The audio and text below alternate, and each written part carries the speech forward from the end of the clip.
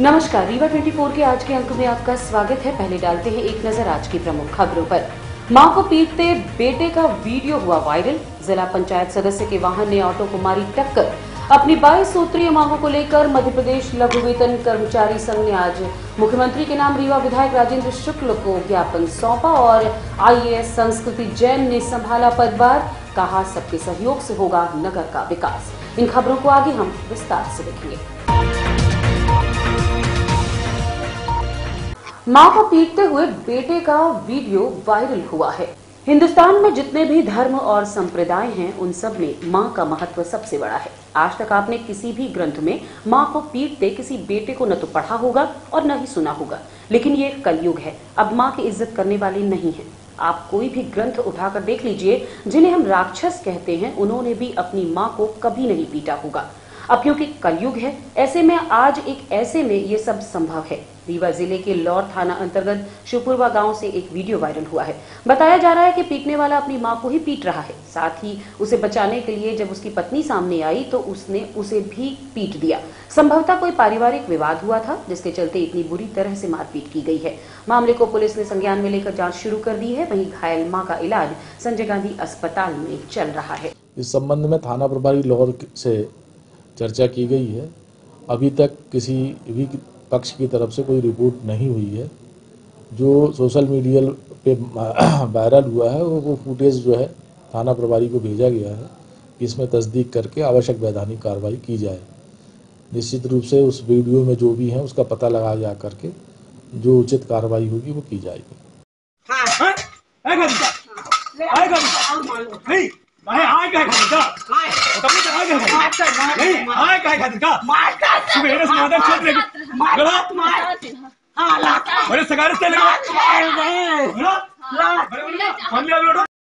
रीवा जिला पंचायत सदस्य के वाहन ने ऑटो को मारी टक्कर। जिला पंचायत सदस्य के वाहन ने ऑटो को टक्कर मार दी है। घटना के बाद 4 व्हीलर वाहन अनियंत्रित होकर खेत में घुस गया। हादसे में जिला पंचायत सदस्य सहित 4 लोग घायल हैं। ऑटो से एक परिवार के आधा दर्जन लोग हरदी गांव जा रहे थे। चुरहटा के हरदी के समीप पहुंचे तभी 4 व्हीलर वाहन ने टक्कर मार दी। टक्कर के बाद ऑटो पलट गया। 4 व्हीलर चालक भी नियंत्रण खो बैठा और वाहन सड़क किनारे स्थित खेत में घुस गया। 4 व्हीलर में जिला पंचायत सदस्य सुंदरिया आदिवासी थी, जो हादसे में घायल हो गई। वहीं ऑटो सवार अमित यादव, पिता सौखीलाल, ममता यादव, पति अमित, सत्यवती यादव, पति कल्लू, सभी निवासी हरदी को चोटें आई हैं। क्या घटना हुई है? घटना ये है कि ऑटो खड़ी थी, उधर से तवेरा आई और बहुत स्पीड में थी और 2-3 लोग बैठे थे और इसके बाद ऑटो वाले तो आगे पहुंचा दिए और 2-3 लेडीज थी ऑटो में, 2-3 बच्चे थे, वो घायल हो गए। इसके बाद हम लोग बाद में आए थे। गांव वालों ने मुझे बताया है कि टवेरा वाला जो है वो चालक था, वो बहुत ही लापरवाही पूर्वक गाँव से भी गाड़ी लेके निकला था। यहाँ पे ऑटो खड़ी थी, ऑटो वालों के एक्सीडेंट कर दिया है। उसके परिजनों को काफ़ी चोट लगी है। एम्बुलेंस आ गई थी तो एम्बुलेंस के माध्यम से गांव वालों ने परिजनों को भी, मतलब जो ऑटो में थे उनको भी बैठाया है और जो इस टवेरा में भी सवारी एक आध बैठी थी उसको भी एम्बुलेंस में बैठा के हॉस्पिटल भेजा दिया। मध्य प्रदेश लघु वेतन कर्मचारी संघ के सदस्यों ने आज मुख्यमंत्री के नाम ज्ञापन सौंपा है। अपनी 22 सूत्रीय मांगों को लेकर मध्य प्रदेश लघु वेतन कर्मचारी संघ ने आज मुख्यमंत्री के नाम रीवा विधायक राजेंद्र शुक्ल को ज्ञापन सौंपा है। क्या है उनकी मांगे और क्या है विधायक राजेंद्र शुक्ल ने कहा, आइए आपको दिखाते हैं। लघु वेतन कर्मचारी संघ के प्रांतीय आह्वान पर हमारे पूरे मध्य प्रदेश के 52 जिलों में, जिसमें से अपना रीवा जिला भी है, और 4 चरणों में आंदोलन की प्रक्रिया चालू है। प्रथम चरण में कलेक्टर महोदय को हम लोग ज्ञापन सौंप चुके हैं, द्वितीय चरण में कमिश्नर महोदय को, तृतीय चरण में हम लोगों ने निर्णय लिया था कि क्षेत्रीय जनप्रतिनिधि को ज्ञापन सौंपना है। उस संबंध में आज हम लोग पूर्व से ही माननीय विधायक जी को सूचित कर चुके हैं कि हम लोग आज यहाँ आ रहे हैं और आज लोग हमारा ज्ञापन स्वीकार करने का कष्ट करें। उन्हीं के इंतजार में हम लोग बैठे हैं। जैसे आते हैं हम लोग तृतीय चरण का ज्ञापन सौंपेंगे और चौथे चरण का जो हमारा आंदोलन है वो आगामी 24 तारीख को भोपाल में होगा। मुख्य मांगी क्या है? मुख्य मांगी हमारे प्रदेश में नवीन पेंशन योजना NPS को समाप्त कर पुरानी पेंशन योजना लागू करना, भृत्य का नाम परिवर्तित कर कार्यालय सहायक रखना, पदोन्नति का मसौदा तैयार कर कर्मचारियों की पदोन्नति करना। बहुत सारे कर्मचारी हमारे ऐसे हैं जो रिटायर होते जा रहे हैं, उनकी कई वर्षों से पदोन्नति रुकी हुई है, उन्हें पदोन्नति नहीं दी जा रही है। आकस्मिक कार्यभारित और को नियमित स्थापना में समायोजित कर 300 दिवस का अवकाश नकदीकरण देना, केंद्र के समान 1300 के स्थान पर 1400 ग्रेड पे करना, जो कि केंद्र में कई वर्षों से 2016 से दी जा रही है, हम लोगों को 1300 दी जा रही है। जबकि राज्य सरकार ने यह स्वीकार किया था कि जो केंद्र देगी वही हम देंगे, लेकिन वो जो है तो अपन लोगों को 1300 रुपये दे रही है, वहाँ 1800 रुपये दे रही है। उनकी करीब 22 सूत्री मांग है,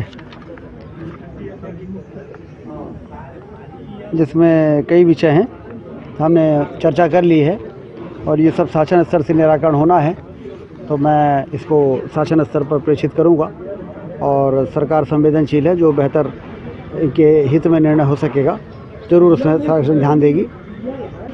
जो बेहतर से बेहतर डिसीजन हो सकते हैं वो मुख्यमंत्री चूँकि संवेदनशील हैं तो जरूर उस पर ध्यान दिया जाएगा।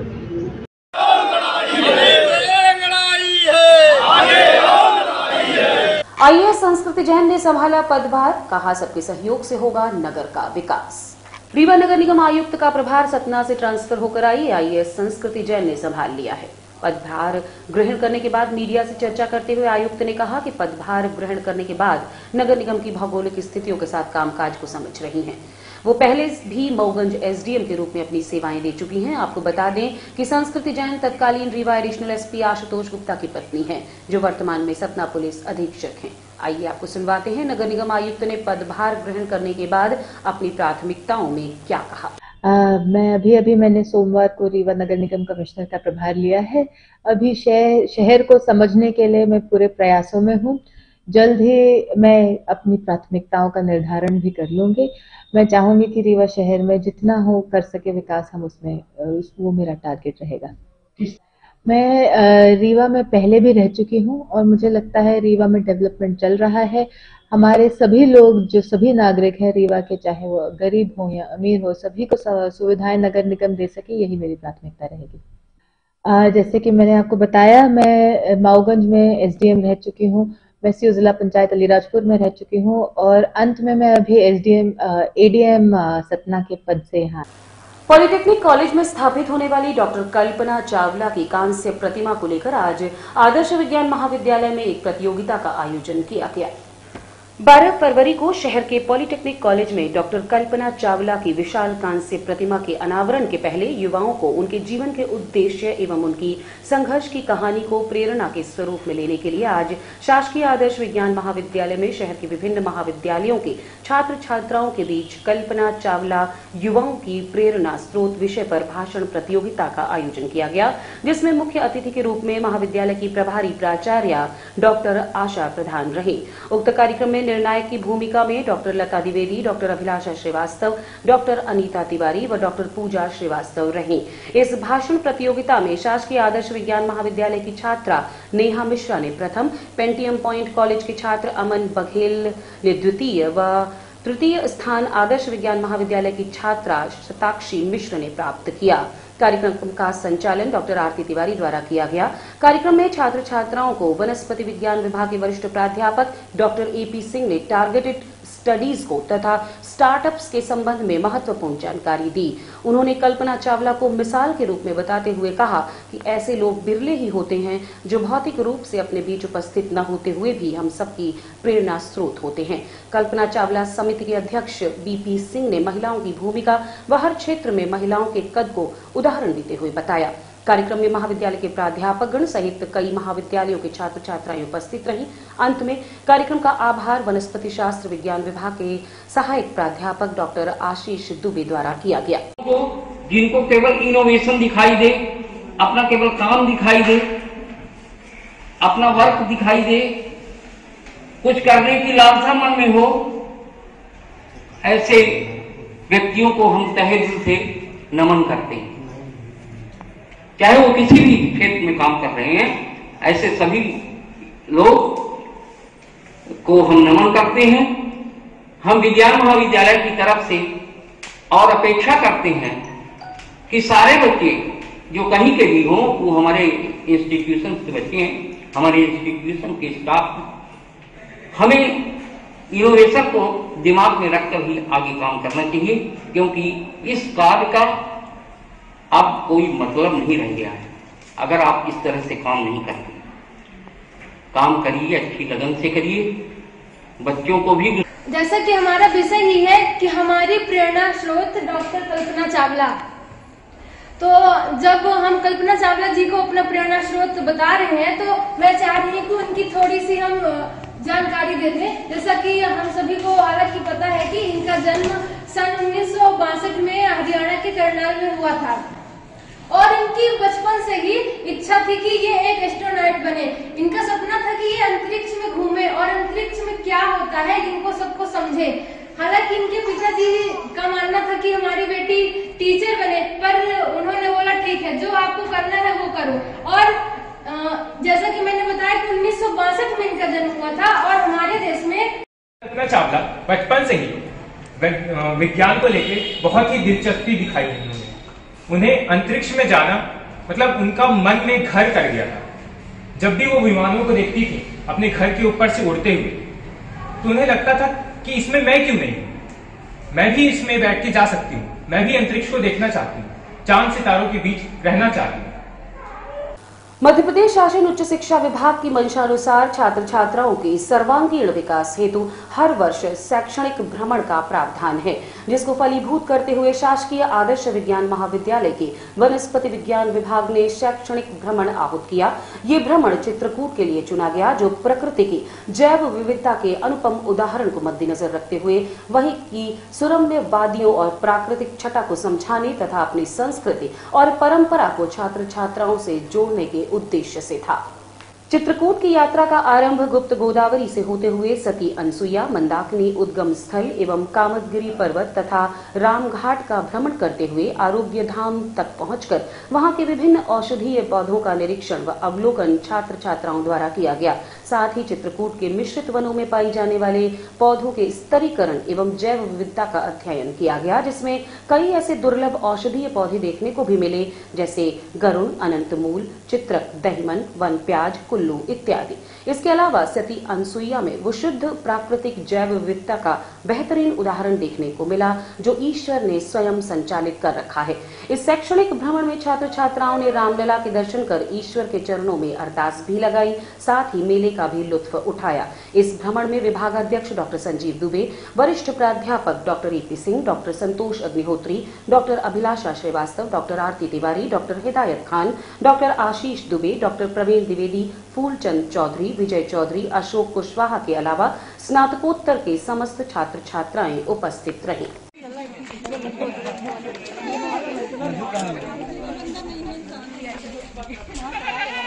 मधु मित्रों को लिए चलो।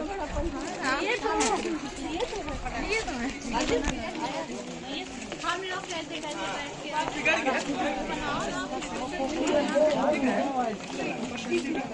फुलकियाँ खा लो, फुलकियाँ पानी पिया हमारे बाबा का तोहफा है। मिलने वालों में किसी ने जादू टोना कराया हो, आपको भय लगता है तो आप काले घोड़े के नाल की अंगूठी पहनने से आपके दिल में भय निकलेगा। पूरे पूरे से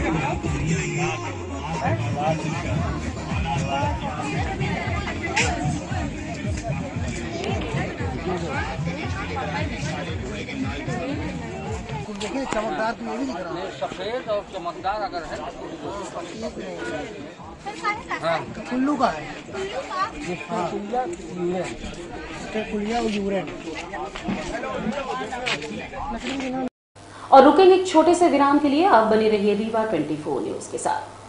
हड्डी जोड़ एवं रीढ़ रोग तथा स्त्री रोग एवं प्रसूति रोग का इलाज एक ही छत के नीचे। विघ्नहर्ता hospital and trauma centre, hotel landmark के पास, रतहरा, रीवा। डॉक्टर संतोष सोनी, पूर्व चिकित्सक, बॉम्बे हॉस्पिटल, मुंबई। हड्डी जोड़ एवं रीढ़ रोग विशेषज्ञ, छोटे चीरे एवं दूरबीन विधि द्वारा हाथ तथा पैर की हड्डियों का ऑपरेशन। गठियाबात, जटिल एवं बिगड़े हुए फ्रैक्चर का बेहतर इलाज करते हैं डॉक्टर संतोष सोनी। विघ्नहर्ता हॉस्पिटल ट्रॉमा सेंटर में ही स्त्री एवं प्रसूत रोग विशेषज्ञ डॉक्टर शैलजा सोनी भी उपलब्ध हैं, जिनकी देखरेख में नॉर्मल डिलीवरी, सिजेरियन ऑपरेशन एवं बच्चेदानी से संबंधित ऑपरेशन की बेहतर सुविधा। संतानहीन दंपत्ति तत्काल संपर्क करें। विघ्नहर्ता hospital and trauma centre, hotel landmark के पास, रतहरा, रीवा। सुविधाजनक एवं सफल इलाज हेतु आज ही संपर्क करें। विघ्नहर्ता hospital and trauma centre, hotel landmark के पास, रतहरा, रीवा। मोबाइल नंबर 7828781983 अथवा 8462956774 पर।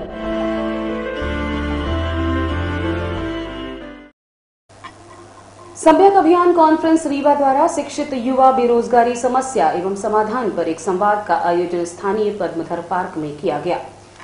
मध्य प्रदेश में होने वाले विधानसभा चुनाव को लेकर राजनीतिक सरगर्मियां इस समय जोरों पर हैं। सत्ताधारी दल अपने काम का प्रचार कर रहे हैं तो विपक्ष सरकार की कमियों को जनता के सामने उजागर कर रहा है।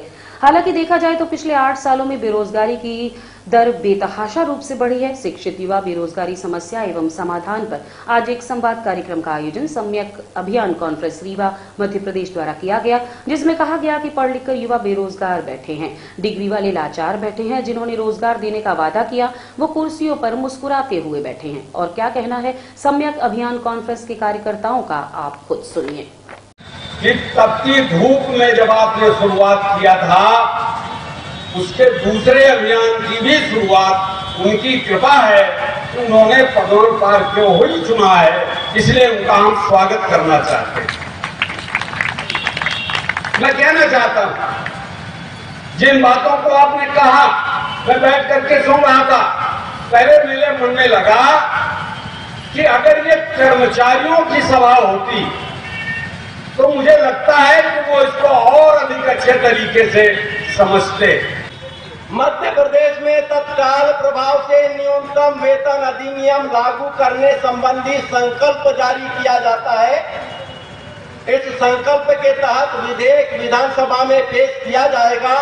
विधेयक पारित होते ही राज्य में शासकीय क्षेत्र के LDT, Utd, lecturer, assistant professor, professor, LDC, UDC, steno एवं भिन्न भिन्न पदों पर कार्यरत अधिकारियों कर्मचारियों के लिए नियुक्ति के समय जो न्यूनतम वेतन निर्धारित है, उतना ही न्यूनतम वेतन निजी क्षेत्र के कर्मचारियों को भी देना होगा।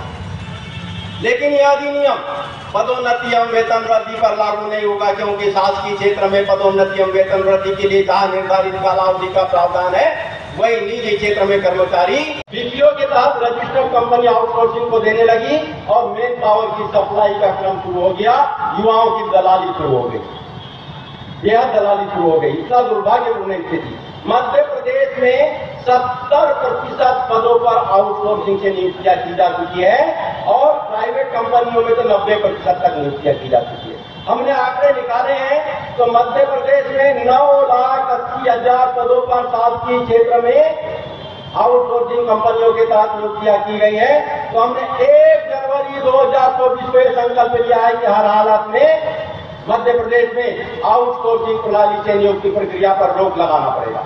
और जब ये रोक लगाते हैं तो क्या होगा, जो 9,80,000 पद पर आउटसोर्सिंग से नियुक्ति की गई है, इनके स्थान पर नियमित नियुक्ति करनी पड़ेगी। और इस प्रकार आज की खबरों में बस इतना ही। नई खबरों के साथ कल होंगे पुनः उपस्थित। अब दीजिए इजाजत, नमस्कार।